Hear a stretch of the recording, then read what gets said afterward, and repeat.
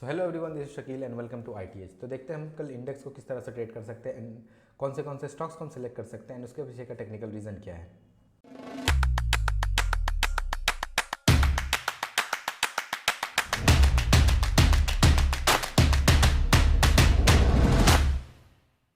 तो सबसे पहले हम लोग निफ्टी को देख लेते हैं। तो निफ्टी को अगर हम लोग ध्यान से देखें तो यहाँ पे हम लोगों ने देखा था कि कल एक सपोर्ट बना हुआ था इस लेवल के आसपास 16,440 के लेवल्स पे।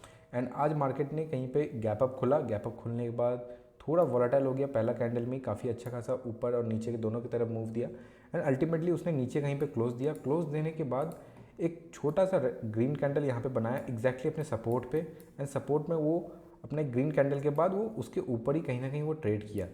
तो हम लोगों ने जैसा डिस्कस किया था कि अभी हम लोग फिलहाल इसको एग्रेसिवली बाइंग के लिए नहीं देखेंगे जब तक ये 16,600 के लेवल्स के ऊपर कहीं नहीं जाता है। 16,600 के लेवल्स के अगर ये ऊपर जाता है तो ही हम लोग इसको बाइंग के लिए सोचेंगे, अदरवाइज इसको हम लोग इग्नोर करेंगे या फिर छोटे क्वांटिटी में ट्रेड करेंगे। तो जब तक ये 16,600 लेवल को नहीं तोड़ता है, ऊपर नहीं जाता है, तब तक ये बुलिश नहीं है। अब अगर ये बुलिश नहीं है इसका मतलब ये नहीं कि ये बेयरिश हो चुका है, हम इसको एग्रेसिवली सेल करेंगे। एग्रेसिवली अगर हम लोग सेल भी किए होते तो आप देख सकते हैं कि मार्केट जो वोलेटाइल था आज के डेट में, तो ये क्या किया कि ये नीचे आया, नीचे आने के बाद ये वापस रिकवर भी करवा दिया। भले ये स्लो एंड स्टडी हुआ लेकिन ये आपका रिकवर हो चुका था। तो अभी हमारा प्लान क्या होना चाहिए कल के लिए। तो अगर हम लोग 200 मूविंग एवरेज को अगर लगा के देखें तो आज वहीं पे कहीं ना कहीं ये बाउंस लेकर ऊपर गया था एंड हम लोग का एक एक्सपेक्टेशन है कि अभी भी ये थोड़ा स्लो एंड स्टडी मूव करेगा। स्लो एंड स्टडी मूव करने के बाद जब ये ऊपर के लेवल में ब्रेक करेगा तब जाके हम लोग एक बुलिश पोजीशन बना सकते हैं। हमारा टारगेट क्या रहेगा टिल 16,800 के आसपास, इस रेंज के आसपास कहीं पे हमारा टारगेट रहेगा। तो सबसे पहले ओपनिंग कहाँ होना चाहिए। अगर फ्लैट ओपनिंग होता है, फ्लैट ओपनिंग होते ही अगर हम लोग यहाँ पे देखें तो ये एक चैनल टाइप कुछ बना रहा है, तो ये जब ब्रेक करेगा तब जाके हम लोग इसको लॉन्ग पोजीशन के लिए देख सकते हैं। अगर ये बहुत ज़्यादा ह्यूज गैप अप खुल जाता है, लाइक अगर यहाँ पे गैप अप खुल जाता है, ठीक है, या फिर यहाँ पे गैप अप खुल जाता है, तो फिर ये हो सकता है कि वापस प्रॉफिट बुकिंग आ सकता है। बट ह्यूज गैप अप खुलने का पॉसिबिलिटी बहुत ही कम लग रहा है। लेकिन इनकेस अगर खुल गया तो हम लोग उसके हिसाब से देखेंगे कि हाँ, अगर बहुत ज़्यादा गैप अप खुल जाता है तो हम लोग उसको एक प्रॉफिट बुकिंग के हिसाब से देखेंगे एंड हो सकता है कि वहाँ पर हम लोग को एक शॉर्ट पोजीशन देखने को मिले। एंड अगर ये गैप डाउन खुल जाता है तो गैप डाउन कहाँ तक खुलेगा, मतलब अगर ये गैप डाउन खुल जाता है 16,440 लेवल, मतलब इस लेवल के आसपास, ठीक है।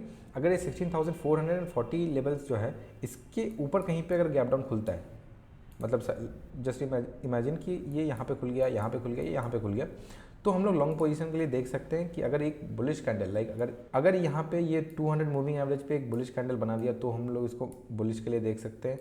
अगर यहाँ पे ये सपोज इस सपोर्ट को, यहाँ पे सपोर्ट को जैसे आज यहाँ पे बनाया था इस तरह से अगर कल भी बना देता है तो फिर हम लोग एक बुलिश पोजीशन देख सकते हैं। लेकिन हम लोग का एक्सपेक्टेशन ज़्यादा नहीं रहना चाहिए। ये गैप, ये सब टारगेट होना चाहिए या फिर ये टारगेट होना चाहिए। हाँ, अगर क्या होता है कि ये ऊपर गया, ऊपर जाने के बाद ये इसको ब्रेक भी कर गया तो आप दोबारा एक फ्रेश पोजीशन ले सकते हैं। बट अगर आपने यहाँ पे पोजीशन लिया है, जस्ट इमेजिन आपने यहाँ पे पोजीशन लिया है, पोजीशन लेने के बाद आप यहाँ पे निकाल देते हैं, आपका यहाँ पे एक अच्छा खासा एक प्रॉफिट बुक हो जाता है। एंड इनकेस अगर यहाँ से ये वापस ऊपर जाता है एंड ब्रेक करता है ऊपर के लेवल्स को, तब आप दोबारा एक फ्रेश पोजीशन ले सकते हैं। बट अगर आप इसी चक्कर में रहिएगा कि नहीं, अगर आपने यहाँ पे ले लिया एक पोजीशन, लेने के बाद आप यहाँ पे होल्ड करके रख रहे हैं, तो जैसे देख सकते हैं कि आज लास्ट आवर में ये काफ़ी ज़्यादा वोलेटाइल हो गया था एंड मार्केट बहुत ही अच्छा खासा ऊपर और नीचे की तरफ दोनों तरफ मूव दिखाया। तो ये सिनेरियो कल भी हो सकता है क्योंकि इस लेवल से ये आज जब मार्केट गिरा है तो कल भी ये मार्केट इस लेवल से गिर सकता है। तो हम लोग को ये एक्सपेक्टेशन नहीं रखना है कि नहीं ये एक ही बार में एक तोड़ के ऊपर चला जाएगा, क्योंकि सपोर्ट और रेजिस्टेंस कुछ भी हो वो बार बार जब तक हिट नहीं करेगा वो तब तक उतना वीक नहीं बनेगा। तो अब हम लोग देख लेते हैं बैंक निफ्टी को। तो बैंक निफ्टी को जैसे हम लोगों ने डिस्कस किया था कि एक बहुत अच्छा क्रूशियल लेवल था 35,300। ये एक सपोर्ट लेवल था जो कि कल ब्रेक, मतलब जो प्रीवियस डे में ब्रेक हो चुका था। एंड ये ब्रेक होने के बाद यहाँ पे कहीं पे एक रिट्रेसमेंट लिया था। रिट्रेसमेंट लेने के बाद हमारा एक प्लान था कि ठीक है, अगर ये फ्लैट खुलता है तो फिर जाके हम लोग इसको शॉर्ट के लिए देख सकते हैं। हमारा टारगेट होना चाहिए 34,800 के आसपास, हमारा टारगेट होना चाहिए। मार्केट गैप अप खुलने के बाद पहला कैंडल ही बहुत ज़्यादा वोलेटाइल हो गया था। जैसे हम लोगों ने निफ्टी में देखा था कि निफ्टी में भी काफ़ी अच्छा खासा, मतलब पहला कैंडल जो था वो काफ़ी अच्छा खासा वोलेटाइल हो चुका था। ठीक उसी तरह आपका यहाँ पे बैंक निफ्टी का जो कैंडल है वो भी अच्छा खासा एक वोलेटाइल हो गया था पहला कैंडल। एंड उसके बाद क्या हुआ, एक स्लो एंड स्टडी रिकवर किया। लास्ट आवर में हम लोगों ने देखा कि ये अच्छा खासा एक वोलेटाइल हो गया था कि एक एक कैंडल इसका लगभग 150-200 पॉइंट के आसपास बना रहा था। जैसा कि ये लेवल ब्रीच हो चुका था 35,300 का लेवल, ये लेवल जब लास्ट डे में ब्रीच हो चुका था, नीचे की तरफ ब्रेक कर चुका था। ब्रेक करने के बाद ये क्या हुआ, आज कहीं ना कहीं ये गैप डाउन खुला, और गैप डाउन खुलने के बाद हो सकता है कि जो हम लोगों ने प्लान किया था कि नहीं, वो जो नीचे आ रहा था ब्रेक किया इस लेवल को, ब्रेक करने के बाद ये उसी तरफ कंटिन्यू करेगा। तो ऐसा नहीं होता है, गैप अप या गैप डाउन हो जाता है तो कभी कभी ऐसा चांसेस बढ़ जाता है कि हाँ वो उस ट्रेंड को डिसकंटिन्यू करे और उसका अपोजिट ट्रेंड में काम करना चालू कर दे। तो यहाँ पे जैसे हम लोगों ने देखा कि ये नीचे फॉल किया, ब्रेक किया, ब्रेक करने के बाद ये गैप डाउन खुल गया। गैप डाउन खुलने के बाद हम लोगों को यहाँ पे एक डब्ल्यू पैटर्न टाइप कुछ दिखा। तो यहाँ पे एक अच्छा खासा एक डब्ल्यू पैटर्न था, सेम जो डब्ल्यू पैटर्न हम लोगों ने देखा उसका ब्रेकआउट लेवल एंड प्रीवियस जो हमारा लेवल था यहाँ पे 35,300 का लेवल, ये लेवल इसी को कहीं ना कहीं वो रिस्पेक्ट करते हुए इसके ऊपर ही मार्केट रहा। एंड मार्केट इसके ऊपर ही बहुत देर तक रहा, रहने के बाद लास्ट आवर में ये थोड़ा वोलेटाइल होके ऊपर गया, नीचे भी गया, एंड अल्टीमेटली उसके ऊपर ही कहीं ना कहीं क्लोज दिया है।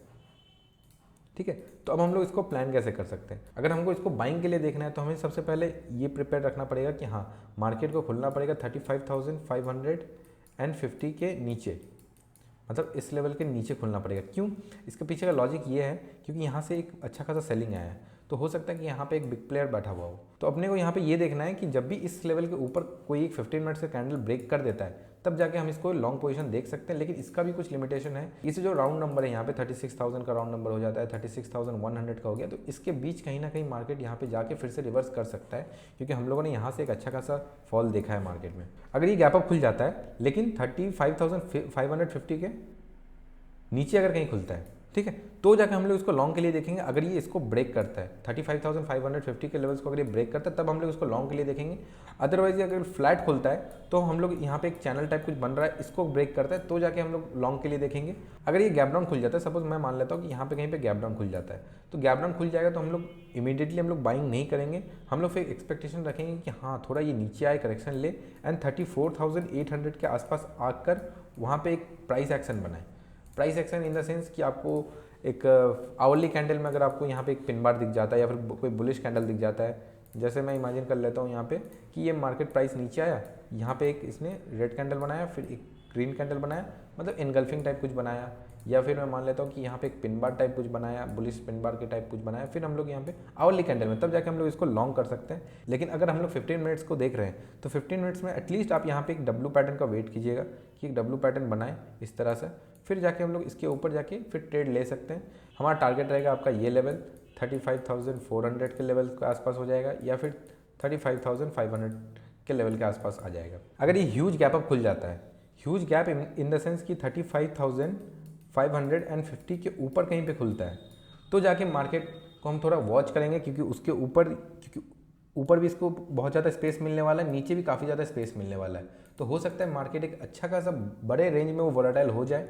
तो उस टाइम में अगर आप ट्रेड को, मतलब अपना ट्रेड का जो क्वांटिटी होता है उसको अगर आप कम कर दें, या फिर ट्रेड आप बस मार्केट को देखें, तो आपके लिए बेटर रहेगा। एंड हर एक मूव को पकड़ने की ज़रूरत नहीं है उसमें, क्योंकि वोलेटाइल मार्केट में क्या होता है, आपको एक चीज़ दिखाया, जस्ट इमेजिन कि मैं मान लेता हूँ सपोर्ट एंड रेजिस्टेंस क्या होता है। अगर आपने हमारा वीडियो देखा होगा सपोर्ट एंड रेजिस्टेंस, तो वहाँ पे आपको पता चलेगा एक ऐसा जोन जहाँ से प्राइस जो है वो इधर ऊपर जाता है या फिर नीचे जाता है। बट अगर मैं मान लेता हूँ कि ये अगर यहाँ पे गैप अप खुल जाता है तो इसके लिए सपोर्ट और रेजिस्टेंस कहाँ हो जाएगा, ये एक अच्छा खासा रेजिस्टेंस है जो कि काफ़ी ऊपर हो जाएगा, एंड नीचे इसका एक सपोर्ट हो जाएगा जो कि काफ़ी दूर हो जाएगा। तो इस रेंज में सपोज यहाँ पे डब्लू बनाया आपने, यहाँ पे डब्लू में ले लिया, ये क्या करेगा, थोड़ा ऊपर जाके फिर ये नीचे आ जाएगा, ये आपका डब्लू का जो स्टॉप लॉस है वो खा लेगा। फिर यहाँ पे आपको एम दिखेगा, हेड एंड शोल्डर दिखेगा, कुछ भी दिख सकता है, फिर आपने वो लिया, फिर वो हो सकता है पूरा नीचे ना जाए, ऊपर इसको अपना इस रेजिस्टेंस की तरफ चला जाए।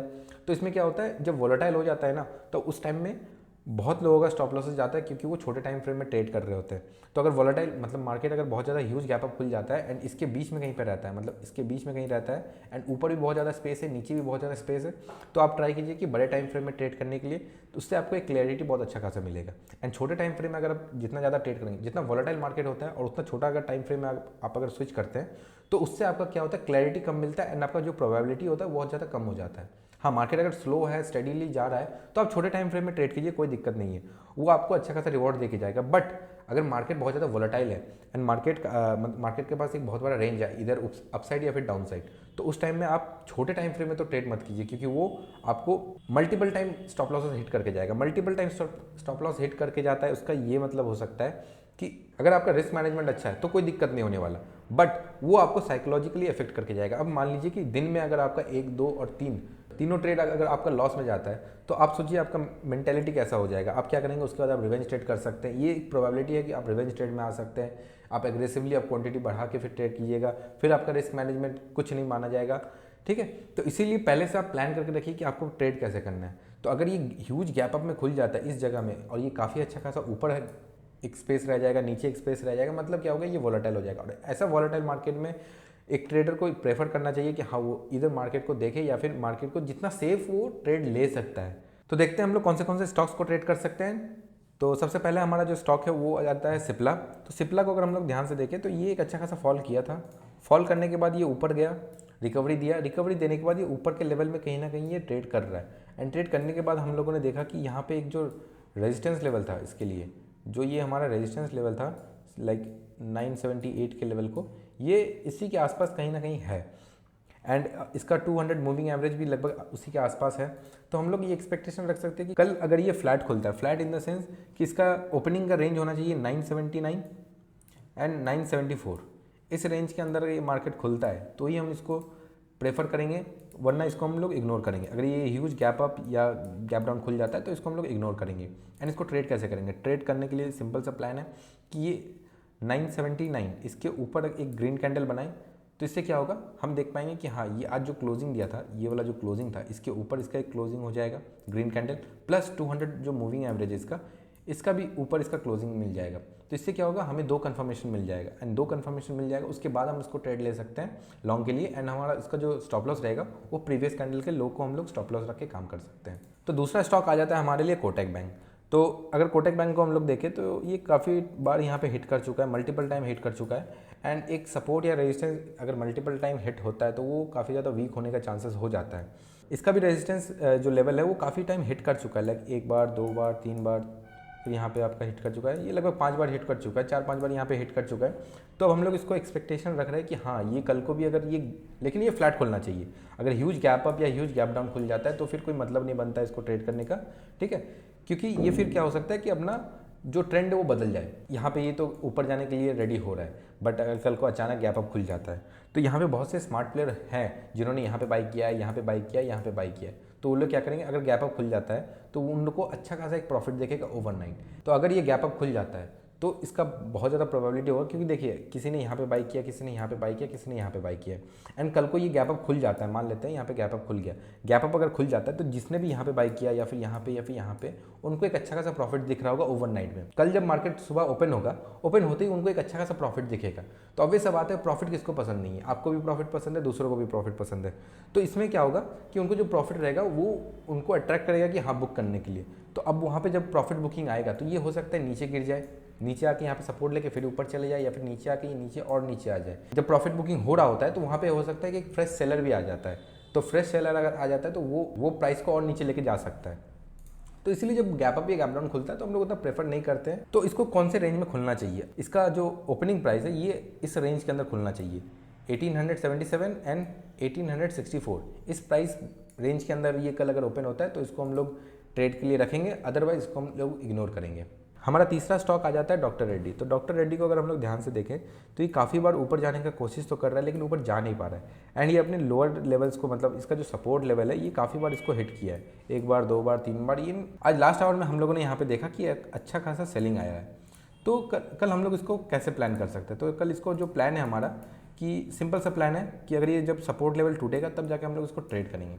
तो इसको कल ओपन कहाँ पे होना पड़ेगा? अगर हमें इसको कल ट्रेड करना है तो इसको फ्लैट ओपनिंग होना पड़ेगा इन बिटवीन, इस पॉइंट के अंदर, मतलब इस रेंज के अंदर 4320 इधर इस प्राइस में, या फिर 4284 इस प्राइस के अंदर ये कल अगर ओपन होता है। एंड ओपन होने के बाद ये कोई भी कैंडल अगर इसको इस तरह से रेड कैंडल बनाता है तो हम लोग इसको शॉर्ट कर सकते हैं। एंड उसके प्रीवियस कैंडल को हम लोग स्टॉप लॉस रख सकते हैं, या फिर प्रीवियस स्विंग को रख सकते हैं। तो हमारा आखिरी स्टॉक आ जाता है डीमार्ट। तो अगर हम लोग डीमार्ट को देखें तो डीमार्ट एक बार यहाँ पे सपोर्ट लिया था इस ट्रेंड लाइन में, फिर यहाँ पे ये सपोर्ट लेके अच्छा खासा ऊपर गया, फिर इतना खासा फॉल कर जाता है। फिर क्या हो सकता है कि ये अब तीसरी बार यहाँ पे आ रहा है। पर अगर हम लोग ध्यान से देखें तो जब भी यहाँ पे आया है, यहाँ पे आया ये बाउंस कर गया, ये दूसरी बार यहाँ पे आया ये यहाँ से चला गया ऊपर, और इस बार अगर यहाँ पे जो आया है यहाँ पे कहीं ना कहीं यहीं पे रुका हुआ है। तो इसका एक नेगेटिव इम्पैक्ट हम लोग समझ सकते हैं कि हाँ ये स्टॉक गिरने के लिए रेडी हो रहा है। तो कल हम लोग इसको शॉर्ट के लिए देख सकते हैं। बट शॉर्ट इसको हम लोग करेंगे कैसे? तो जैसे ये ट्रेंड लाइन हम लोगों ने देखा, जब ये ट्रेंड लाइन टूटेगा तब जाके हम लोग इसको ट्रेड करेंगे। तो इसका जो ओपनिंग होना चाहिए समवेयर अराउंड 3767 इस प्राइस रेंज के अंदर, और इसका नीचे का लेवल हो जाता है 3732। हाँ, इस रेंज के अंदर अगर मार्केट खुलता है और उसके बाद किसी भी टाइम अगर ये ट्रेंड लाइन को अपना तोड़ता है तो हम लोग इसको शॉर्ट कर सकते हैं। हमारा जो इसका स्टॉप लॉस रहेगा, इसका प्रीवियस कैंडल का हाई को हम लोग स्टॉप लॉस रख के काम कर सकते हैं। इसमें और एक चीज़ हमें दिख रहा है कि जैसे 200 मूविंग एवरेज को ब्रेक तो किया, एक अच्छा खासा रेड कैंडल जो इसका पहला कैंडल था आज का, फर्स्ट ओपनिंग कैंडल, इसने ब्रेक किया। ब्रेक करने के बाद ये कहीं ना कहीं उसी रेंज में फंसा रहा एंड इसका जो 200 मूविंग एवरेज है इसको रिटेस्ट किया। रिटेस्ट करने के बाद एक प्रोबेबिलिटी है कि ये नीचे और आ सकता है, क्योंकि एक तो ये ट्रेंड लाइन बना रहा था, ये अच्छा खासा एक ट्रेंड लाइन बनाया है और ट्रेंड लाइन के आसपास ही कहीं रुका हुआ, अगर हम लोग इसको देखें इस लेवल में ट्रेंड लाइन के आसपास ही रुका हुआ है। बट यहाँ पे और एक चीज़ हमें देखने को मिल रहा है, जैसे ये चैनल टाइप कुछ दिख रहा है, तो एक फॉल आया, ये चैनल, फिर एक फॉल आएगा, ठीक है, इस तरह से हो सकता है। तो हम लोग इसको ट्रेड कैसे करेंगे? सिंपल सा बात है, जैसे हम लोगों ने डिस्कस किया कि ये ट्रेंड लाइन जब भी टूटता है एक रेड कैंडल के साथ, फिर हम लोग इसको ट्रेड ले सकते हैं और हमारा इसका स्टॉप लॉस होना चाहिए इसका प्रीवियस कैंडल का हाई। तो ये था हमारा कल के लिए एक ट्रेडिंग प्लान। तो मिलते हैं फिर एक नई वीडियो में। Till then keep learning.